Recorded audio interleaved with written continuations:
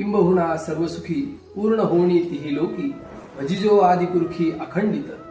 माऊली ज्ञानोबारायांच्या तसेच गुरुवर्य श्री किसन महाराज साखरे यांच्या कृपा आशीर्वादाने ब्रह्मीभूत रंगनाथ महाराज परभणीकर गुरुजी दिंडी क्रमांक 48 यांच्या माध्यमातून नांदेडला गीता ज्ञानयज्ञ पुन्हा सुरू होत आहे.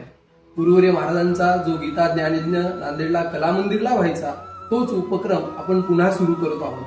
हरिभक्तीपरायण डॉक्टर यशोधन किसन महाराज साखरे यांच्या अमृतमय रसाळवाणीतून हा गीता ज्ञानयज्ञ आपल्याला श्रवणाला मिळणार आहे.